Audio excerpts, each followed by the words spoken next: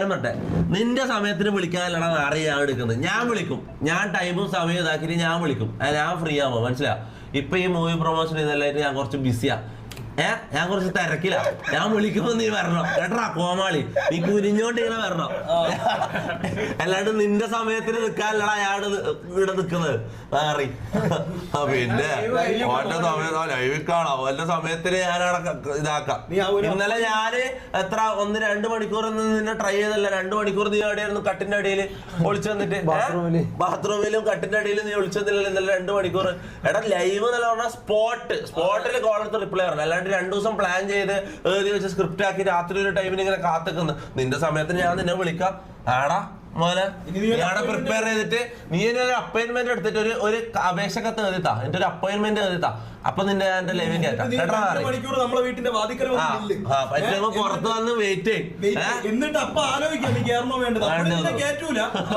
ആലോചിക്കാം. റാംബോ എന്ന് പറഞ്ഞ ഒരുത്ത ഇന്നലെ എന്നെ വെല്ലുവിളിച്ചു. ആ വെല്ലുവിളി ഏറ്റെടുക്കാൻ വന്നാ ഞാൻ. ഈ വീടിന്റെ വാതിലൊന്നും തുറന്നിട്ടേക്ക്. ആ വെല്ലുവിളി ഏറ്റെടുക്കാന് ആണായി പറഞ്ഞ ഷാജാൻ തന്നെയാണ് തുപ്പിന്റെ വീടിന്റെ മുന്നിലുള്ളത്. കുട്ടനെ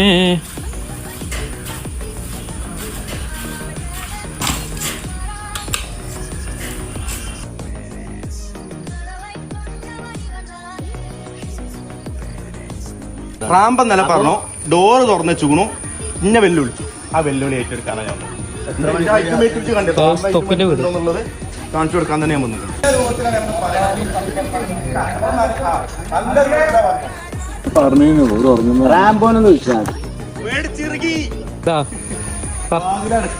വാതിലടിച്ചാൽ എനിക്ക് വിഷയമുള്ള കേസല്ല കേട്ടാ.